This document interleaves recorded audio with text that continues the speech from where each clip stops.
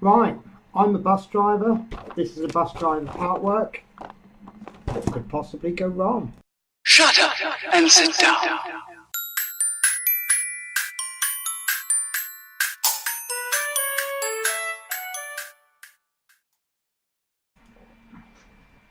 Hey guys, so today I picked this up. This is called Build a Routemasters. Routemasters is a iconic bus. If you're not from England, if you think in London, one of the things you'll automatically think of is this particular bus. This is for those of you not familiar with Partworks, it's a magazine that you get every week. You get a small part of the collection. Sorry, could be weekly, could be fortnightly, could be monthly. In this particular case, it's fortnightly. Usually it comes with a magazine, which usually tells you all about the bits that you get this week. And it gets a magazine about the particular history or something. For example, there's been part works on things like Build the Millennium Falcon, and each week you get a little small part. In this particular case, we've got quite a lot of parts. In all fairness, you do tend to get quite a good one. The way Partworks work, you see that this is £1.99. It does state on the back. These are where they can catch you out. This is the bus in its full glory.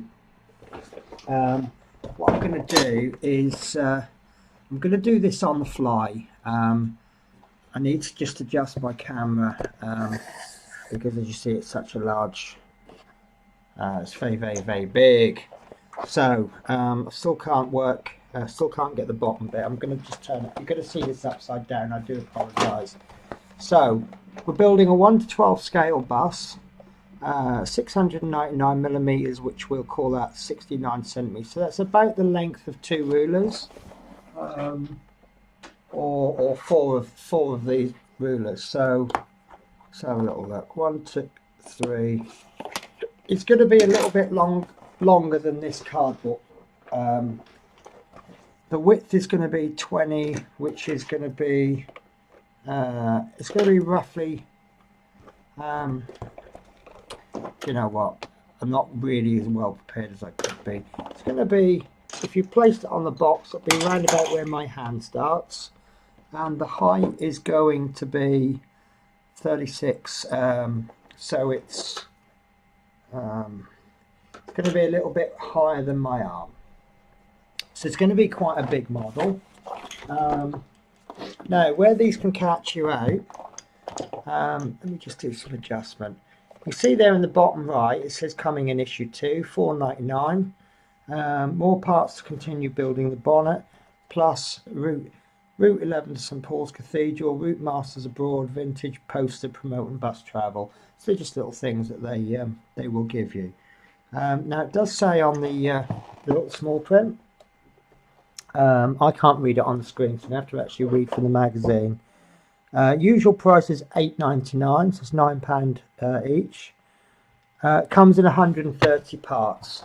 So I did a rough working out this afternoon when I bought the magazine. It comes to about £1,100.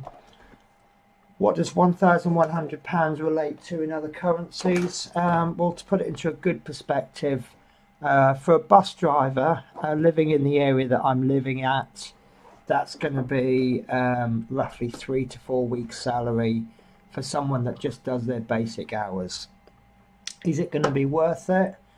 In all fairness, unless you have a connection with buses, probably not. So let's have a look at these features. I'll say I think it's going to be worth it for me. It's under license from London, Transport for London. Transport for London are the people that control all of the buses.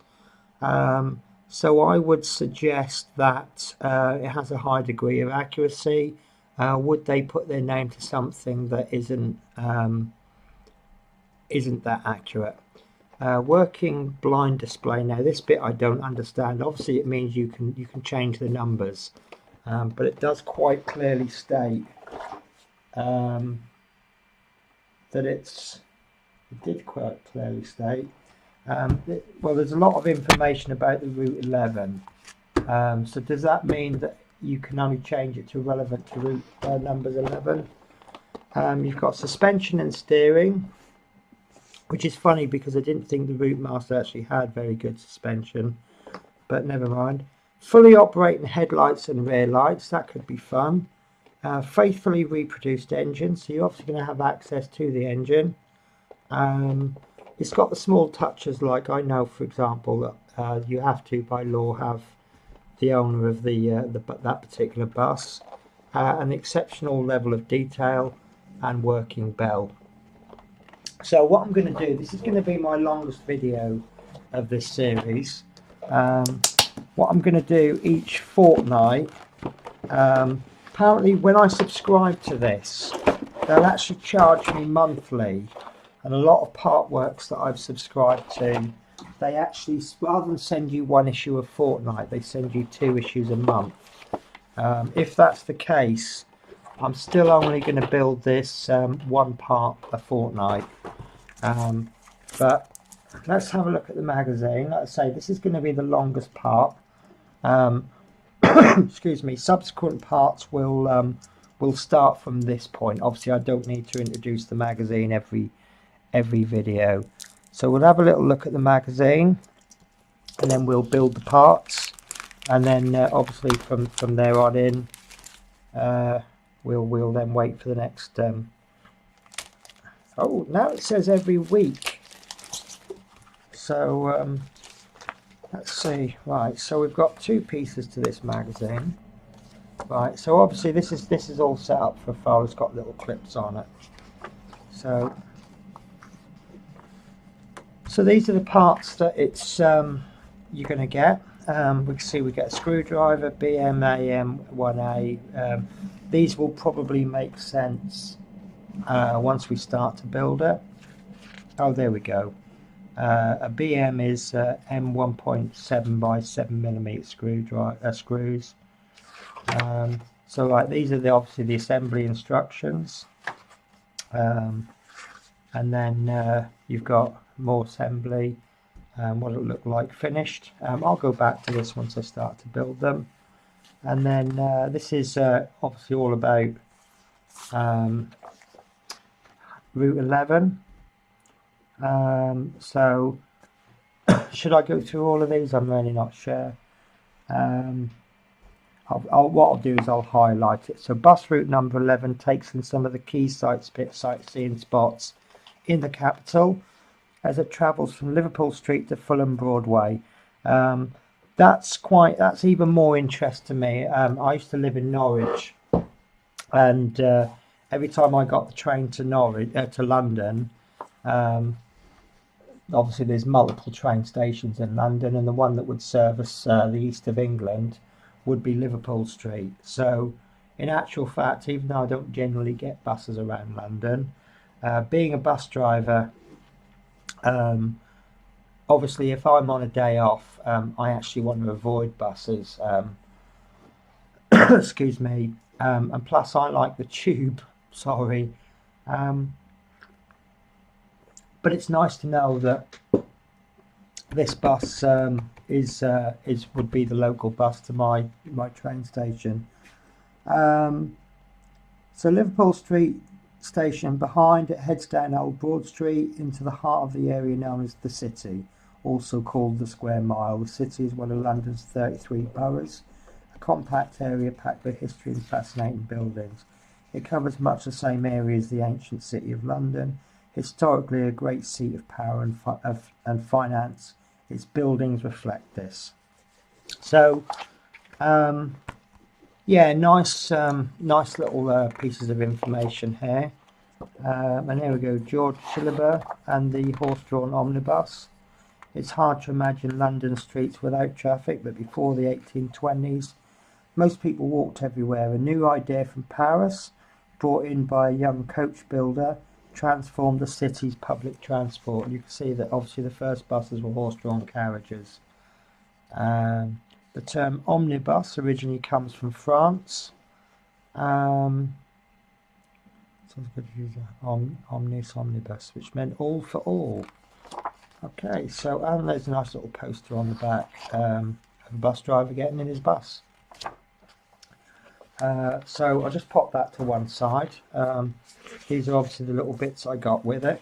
I am going to subscribe because usually, there you go, usually you get free gifts when you subscribe, and it costs the same whether you subscribe or buy from the news agents.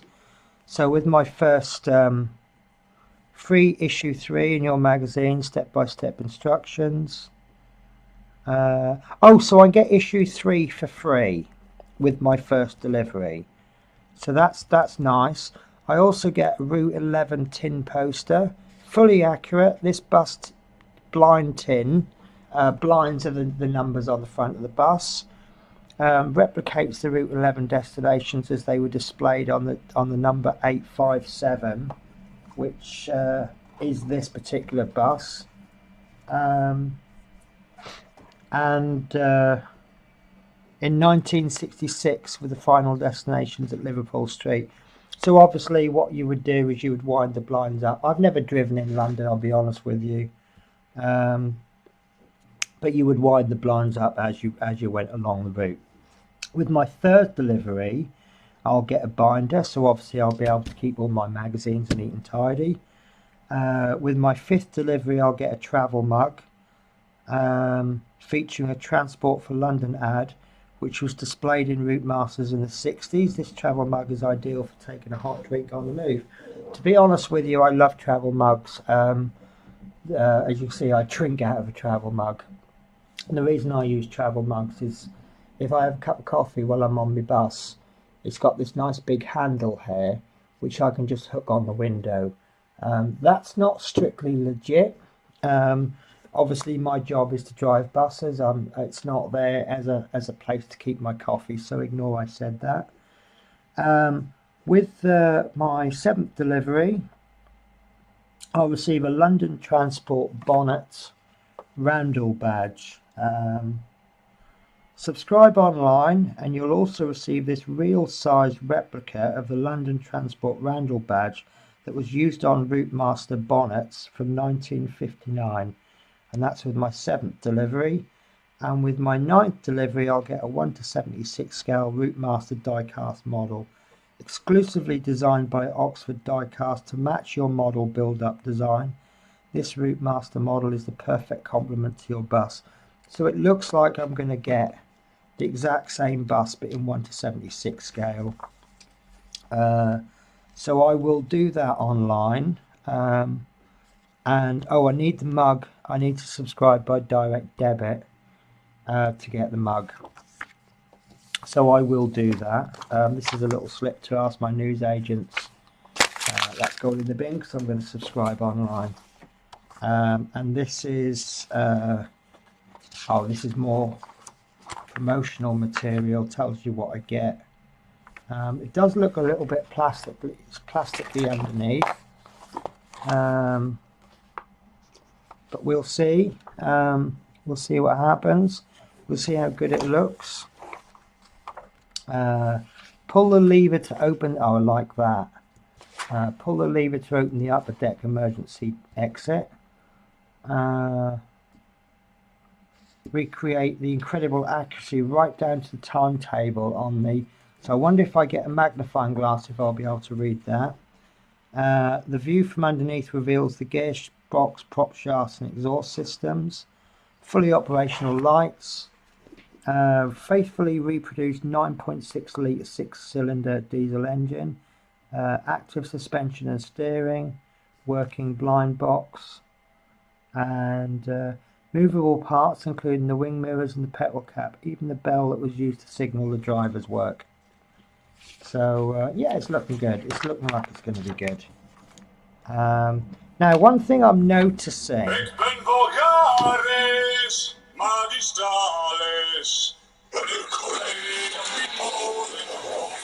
Sorry, my apologies on that one. Yeah, one thing I've been noticing is. Oh, I see. Yeah, I'm noticing the different adverts. So I thought, but it's obviously on a different side. So this tells us what we get in the magazine. So I'm going to stop there. Obviously, you've heard my phone go, so you know I'm going to answer my phone. But in the next clip, what I'm going to do is I'm going to start building. Thanks for watching so far. Okay, so I've got my parts out. I've cut it all out of the box, but I've tried to sort of keep it in the plastic. I've got me, sorry, I've got a little bit from another project there. And I've got my magazine ready. I might take back what I said about this. Maybe it is really good value for money. I mean, listen.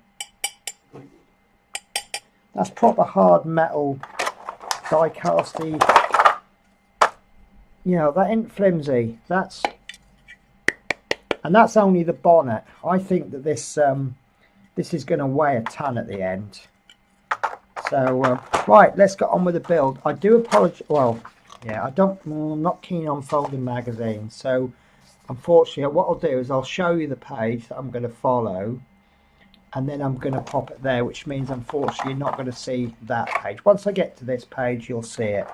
So the first instruction is 1A. Got me screwdriver. That's a little bit handy, them giving me pages, tools. Right, so 1A, and I need 1C, which is the number plate. Do you know, that's nice. Even, you know, you can't really see until you get it in real life. So that's going to go on there. I wonder if you can get other number plates. A little bit of mist there, but that's right, that's not going to... So we want AMs. Now I'm just going to double check the AMs. BMs, AMs. They are tiny screws. I think what I might do, yeah, because they're so tiny, I'm going to get some blue tack. I have got some somewhere. Oh, there we are. No, that's not it. Oh, we go. I've got an even better idea. I've got a paint palette. I'm just worried that these are really, look at these are really tiny. And I really don't want to lose them. So I'm going to put them in the paint palette. I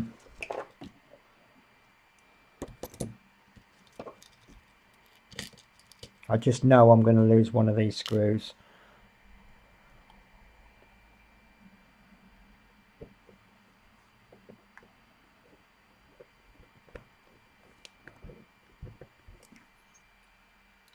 Oh, I'll tell you what, this isn't no cheap Poundland type stuff. I'm actually quite impressed with the quality here. It's all good quality. So I mean, obviously you've got the cost of the magazines. They have some value. What did we say? This was $8.99 an issue. You know, obviously if you weren't building anything, you wouldn't need the instructions in the magazine. But even the information, you know, if you had 4 issues within a monthly magazine, with just the info bit, I'd probably pay a £5 a month for that. Don't know how far I can go with these screws. I'm not going to overscrew them. So that's the number plate on. So part 2 is to pop the grill in, which is this piece. Just want to make sure there's not a right and a wrong way. It seems pretty symmetrical. Right, so, and then we need to put some washers in. 1, 2, 3, 4, 5. It's 5. That's interesting. Why is there 5? We've got 6 washers. Spacers. See, this is going to be tricky. Paperclip. So I'm just going to bear with me a sec. I'm going to get a paperclip. They're I don't know if you can see them. I don't. Oh, I'm saying that they got a loose bottom. I want to avoid pushing them in case they jump. Oh, there we go, that'll be alright. So we'll start off with this one. And then we want another AM, which is these small screws.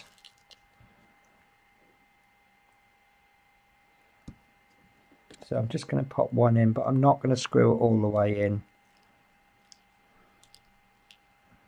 Just enough that it stays in. Right. I wonder if a knife would help. I've got a knife with a really tiny blade. You can't see that because I've gone and put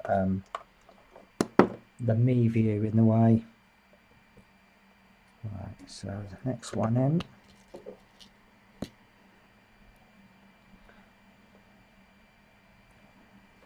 Quite enjoying this. I hope it all fits alright though, because when I do a lot of plastic kits, you tend to find that there's flash and whatnots. Oh, that's alright. That's pretty sound, isn't it? You can see that washer. The washer's there. I don't know if you can just see there. But we'll see what it looks like when it's actually hidden behind, like when it's all assembled.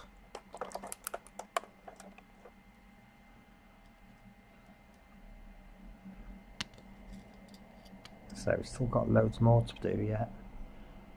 If the screw holes have become clogged with paint during manufacture, you can clean them with a fine modelling file or similar.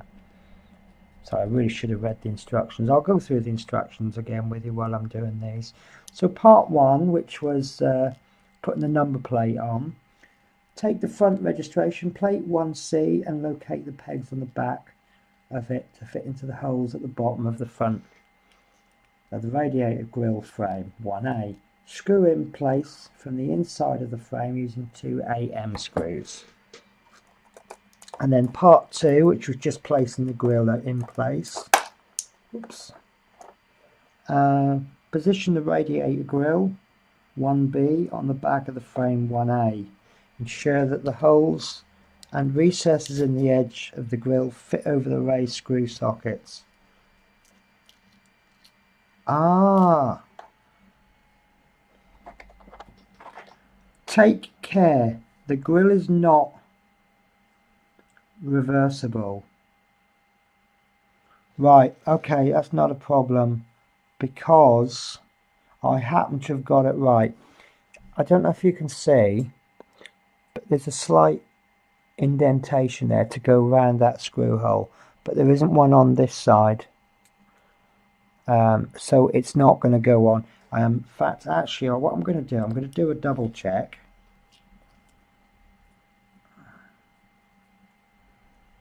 And I'm going to just take these off. See, this is why you should read instructions beforehand.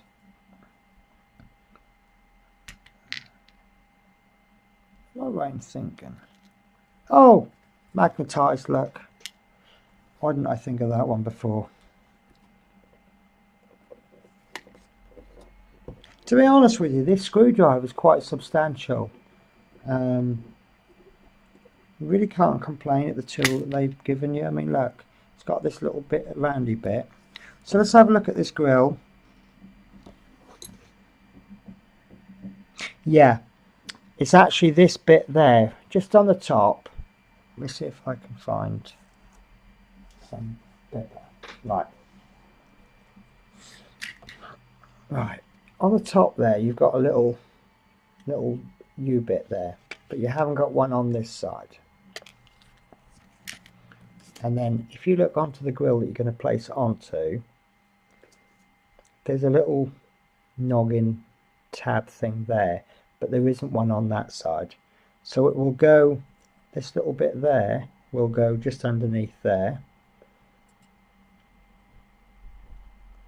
There you go, perfect fit. So I suspect if we tried to put it on the wrong way round, there you go. You can get it in there. You've got to force it a little bit though. So by coincidence, I had it the right way, which is fine. So the question then lies, what would have happened if I had put it in the wrong way? I know me, I probably would have ended up screwing it in quite tight and bent it. So be careful. I mean, damage can be avoided simply by reading the instructions. It says in big red letters, take care, the grill is not reversible. And it does actually circle the point in question. So now I'm actually doing part 3 at the moment. Again, with the grill in position at each fixing point, take a bush 1L, which these are the bushes 1L, and pass an AM screw through it from the flat side before securing the screw in the socket. The brushes act as washers to hold the grill in place, forming caps over the raised sockets. Note there are 5 fixing points altogether. So these screws, there you go. You can see they're little. Basically, if you expanded it, it would look like this with a hole in the middle. So you see you've got the flat side there and then you've got the inside there. So there's the hole in the middle. Obviously that's where the screw is going to go through. And then you can see that I can get the screw in there.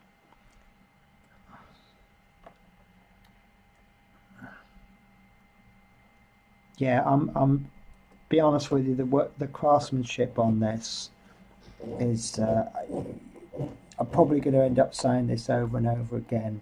This isn't a cheap old bit of stuff. This is you know, probably you could buy it in the shops for less than it'll cost you, and obviously if you bought it in the shops you'd have it instantly, but would you have a look at, you know, maybe there's a bit of joy in, you know, when the lights are working, you haven't just bought something with working lights, you know how it works. Right, so that's the front radiator grille done. 1, 2, 3, 4, 5. There's a little bit of play in there. It's quite a lot of play actually. But that's the way it's going to be. There's another fixing point there and there, so I suspect that might, but yeah, if you, it's got a bit of firmness, but if you push it quite hard it will play. So right, on to the next page. We're up to number 4 now. Assemble the hinge mechanism that allows the access panel 1F. 1F, it doesn't explain what 1F is. 1F. To be opened and closed. Align the socket in one hinge 1G, which is this one. It looks like they've got 2 of them. Yeah, there's, I don't know. Right, so this looks like a 1. Let me just double check. Check the inventory. Right, so it mentions a 1F. Oh, 1F is this little plate there.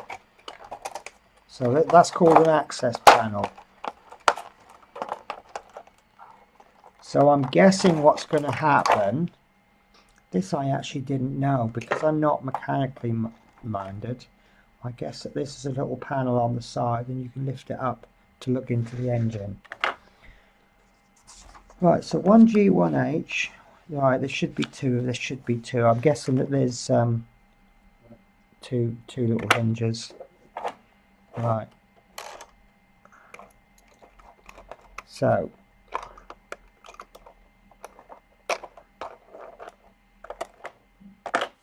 I'm struggling to get these out. Right, so 1G and a 1H. So it looks like there's 2 of each. Come on. I would recommend something sticky like blue tack. That would certainly help. Right, so that looks like it's going to go on as such.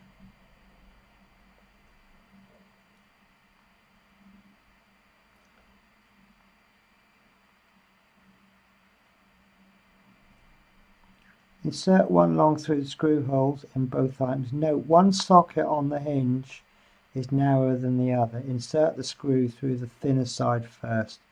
Do not over tighten. The hinge needs to be able to move freely. Repeat for the second hinge. Well, I'm actually having a bit of a struggle getting this on. Is that because of the paint, perhaps? What I'm going to do is I'm going to get the other hinges.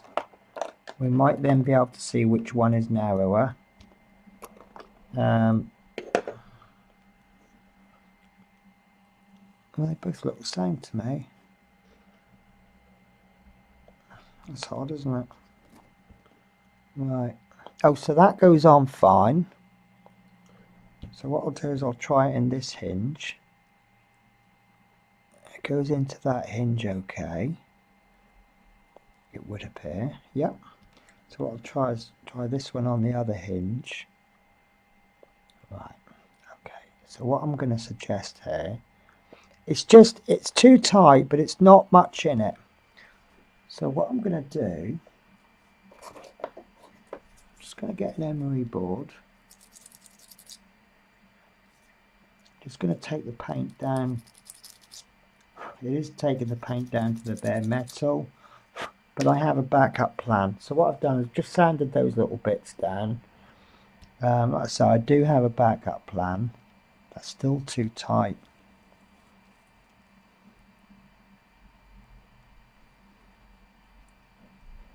Right, okay, I'm going to just take these down.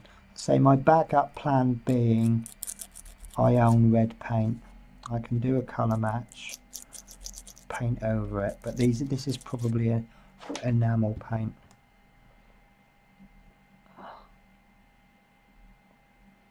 That's strange, that's not going in. Still not going in. So that's interesting. The only other thing I can do is just take a bit of the metal off as well. I'm a bit reluctant to do that because paint I can put back, metal I can't.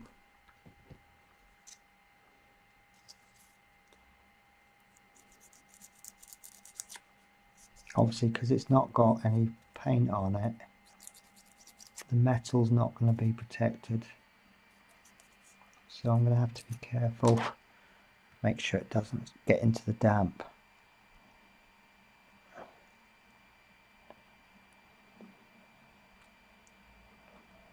Okay. I'm starting to get concerned now. I can't run out of ideas.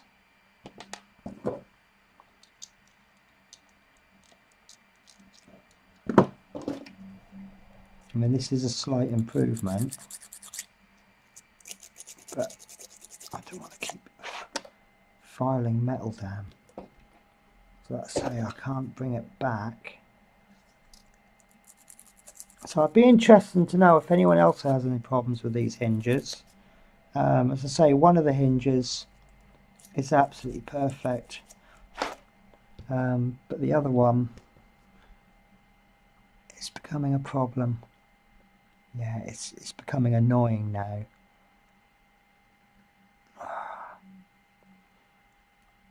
Right. I mean, that's starting to go in, but it's going to have to be forced.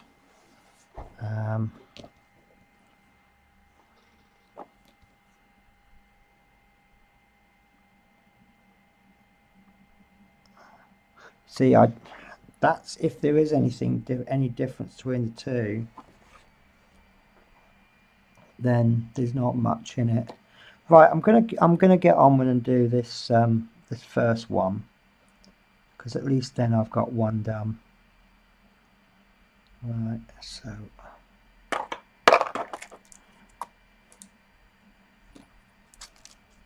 oh, that's 3 screws.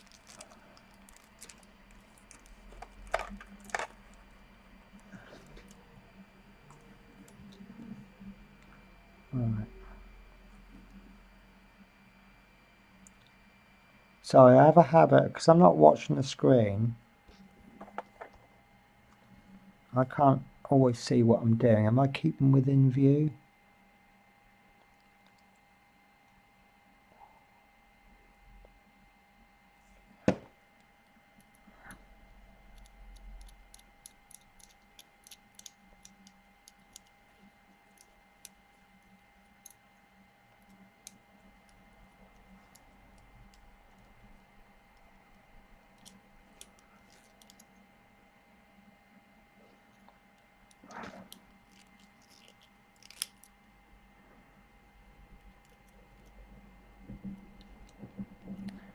Right, so we've done one. All it is just a little hinge. But I just seem to be struggling with this one. I think if I can just get this on, then I can get the screw through, and then if I just keep working it. So I'm going to take a gamble here. I do tend to go heavy-handed.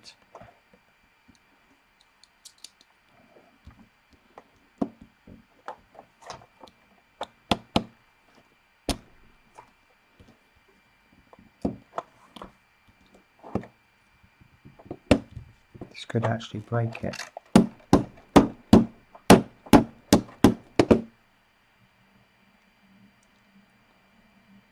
It's wanting to go. It definitely wants to go in.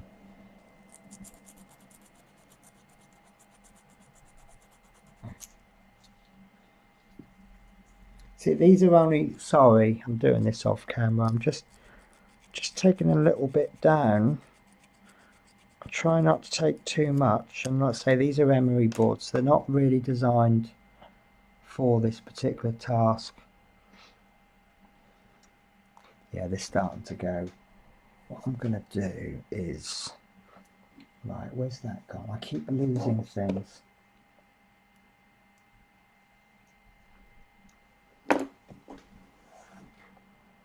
Where are you? Do you know, I have tidy ups, and then I forget where I put things. There we go. That's what I'm after. This is going to be a lesson on using the wrong tools. It could end up on a lesson of why to not use the wrong tools. I just get something in there, and then what I'm doing, I'm just bending that back slightly. Tiny little turns.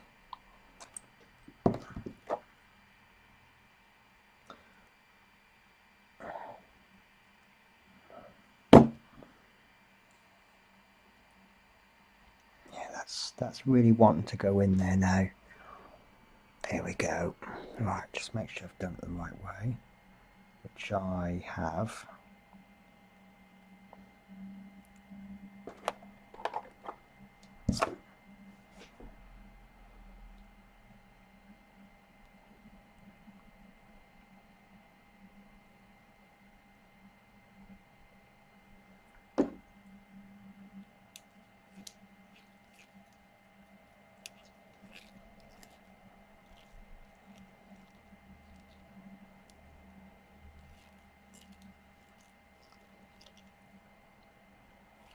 Oh, this is fun, isn't it? I thought I've got to be honest with you. I mean, this video has now been, or this portion of the video has been running for 23 minutes.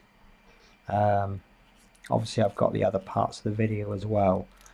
I honestly thought this would be over in about 5 minutes. So I'm certainly getting my money's worth here, aren't I?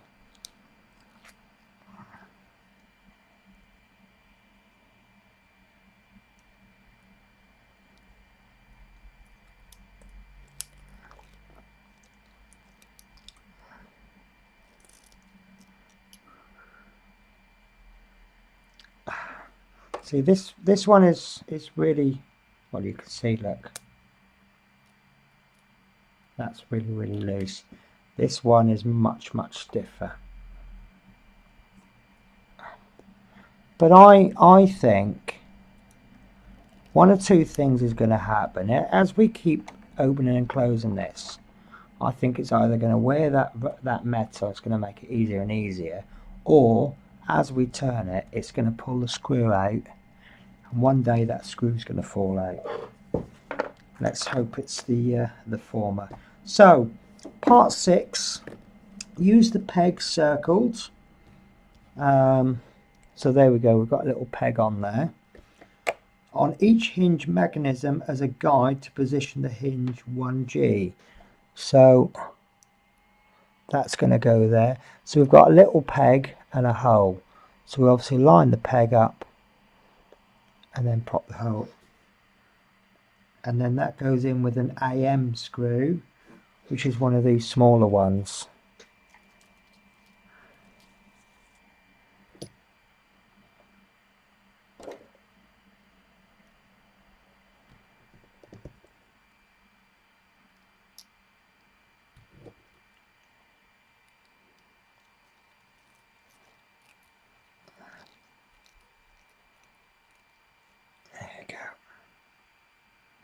So that's located correctly there. This is the stiff one. Let's have a little dry fit.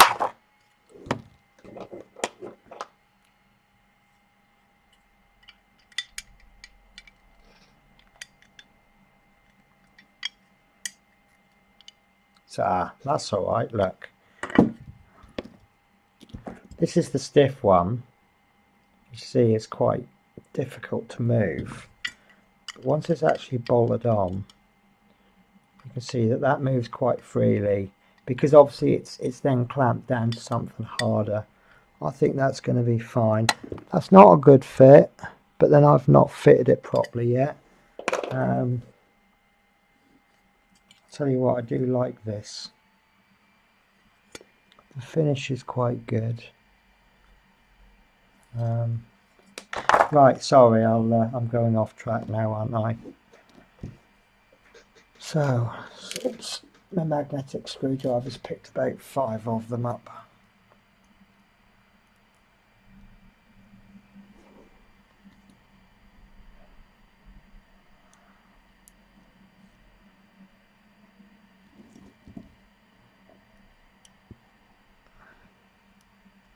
So, we've fit the pegs into larger holes on the inside of the front of the cover and secured with 2 AM screws, taking care not to over tighten and cause damage. Right. So, on the inside of the bonnet, 1D, fix the hinges, 1H, to the holes indicated using 2 AM screws. So this is as we just did just now. They're going to go on as such.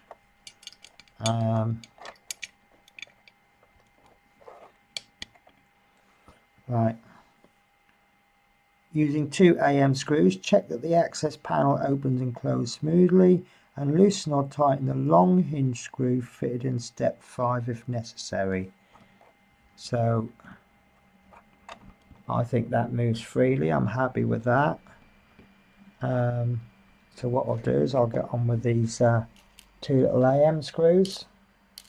Still got a lot of screws left over from up to page 3. But then there is one more piece sitting here in the box.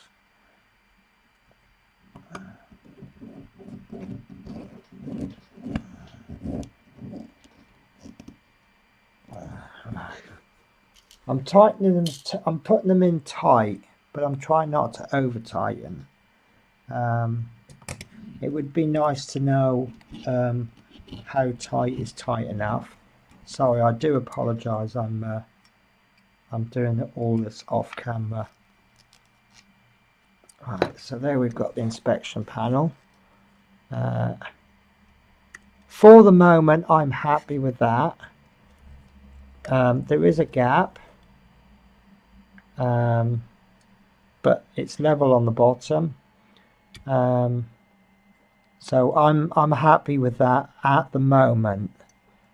The reason I say at the moment is because I don't know how it's going to fit in beyond there. Sorry, I'm trying to cheat and see in advance how to put things in. So we have 2 more pages of instruction. Oh, 1 more page of instruction. So, working from the inside of the bonnet, take the bonnet brace, which looks like it's being held this side. Check that it fits neatly into the bonnet. Well, if I knew where it was supposed to fit, oh, there we go. Oh, that's nice. That's nice. Oh, look at that on the front. I like that. This is one of the options that one of the subscription gifts I'll get. I'll get that in full size apparently. Right, so that's a really nice fit. 2, 3, 4, 5. Using 5 AM screws, fix the brace in place in the position shown. So, screwdriver.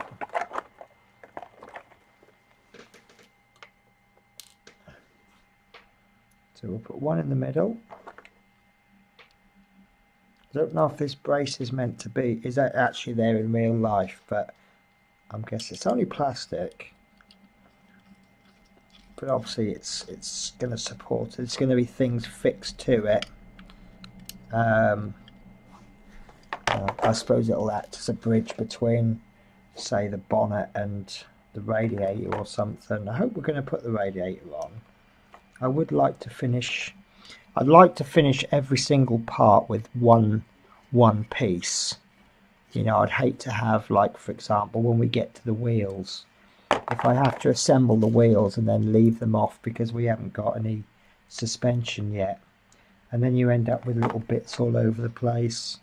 And then, because you've got to remember that in the, well, it's due, I think it's weekly. So obviously, at the very least, this has got to sit here for a week. But don't, one thing that you usually find with part works is when they get to part 1, when they're on part 1, they don't release part 2 after a week. What they do is they give part 1 has an extended shelf life to sort of, obviously the longer it's sitting in the newsagent shelves, the more people can see it, the more people buy it. Sometimes if you're like me, you'll look at the magazine, you'll go home, you won't buy it straight away, you'll go home, you'll think about it, you maybe do a bit of research, and you know, if you've seen it in the city centre newsagents, you may not go back for a week or two. Not everybody goes into the city centre every day. I really don't know how tight to do these. And it seems that when I tighten one, another one has more give. Right, okay, I'm going to go with that. I just want to polish this. Right. Viewed from the outside, the access panel fits flush against the side of the bonnet. Well, it doesn't.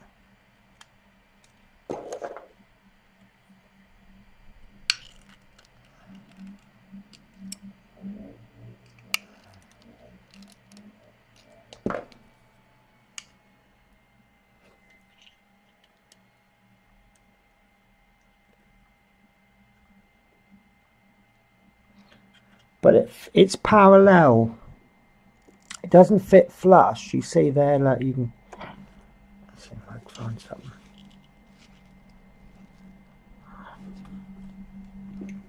Trying to find something that you can see daylight, but you can see that it's not flush, but it's parallel. So I'll be honest with you, I'm going to go with that. On the inside of the bonnet, the brace is screwed firmly in place and fits around the panel, which it does. I mean, that's not chance. That's good. Right. These diagrams indicate the fixings that have been made following the instructions. Right. You've now completed 2 important parts. So where's this going then? Right. Okay. We are left with two separate parts. You can see that this this is going to go like that. You can see there, look, this is how it's going to go. So we are left with 2 complete parts. The bonnet will eventually rest on the top of the grille, as you can see in the detail. So I'm guessing that that's not actually going to fix to it. That's just going to rest, and then that can come up and look at the engine or whatever you have to do to it. So that's it, guys. I've completed the first parts. I'm going to pop that in there. So hang on, I have spare parts. Why do I have spare parts? Oh, spare screws should be stored in clearly labelled resealable bags in case you need them at a later stage. Okay, fair enough, I'll give it that. So my AM screws, which I did actually open carefully. it worries me when I get spare parts. I don't mind things like IKEA flat pack furniture. Screws tend to be done by weight, but obviously something like this, a spare screw costs money. The more spare screws they give you, the more they have to charge, the less likely are people are going to buy them. So I don't like the idea of spare parts on something like this. However, it looks like I have got spare parts. So what I'm going to do, take this off.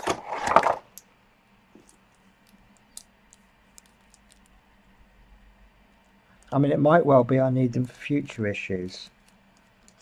So there's my BMs, there's my AMs. Where did this come from? Where did that come from? Not going to fit right. So what I'm going to do, I've got my scissors. I've got my scissors handy. Right. So I'm going to keep this somewhere safe. I'm going to keep it in the box. There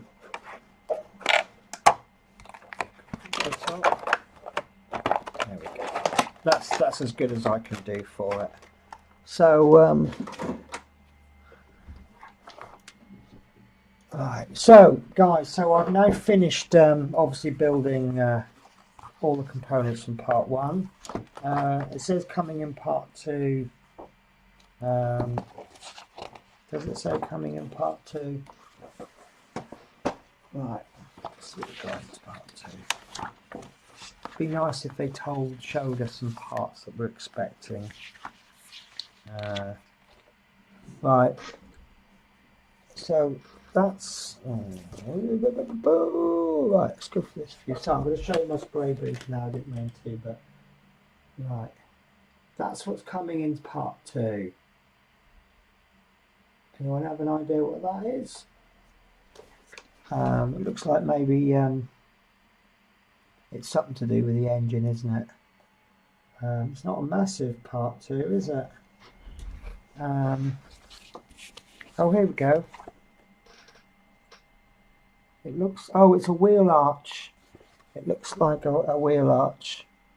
So that's what's coming in part 2. You see that? I think that looks like a wheel arch. That looks like water filler cap or something. And then I don't know what that is.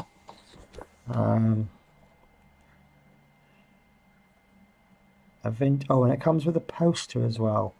And then in part 3, it looks like seats, which that's going to be awkward, because if there's seats, I don't know, it must be some kind. Oh, hang on, yeah, now it's some. You can just see. Yeah, it's hard to see. I don't know. Well, all I can really do is speculate. So, on the subject of this, I will see you in 1 issue's time. Like I say, I don't know when the next issue will come out. It could be next week, it could be 2 weeks, it could be 4 weeks. But once we received issue 2, then we should have a regular schedule. Okay, take care, guys. Have a good weekend.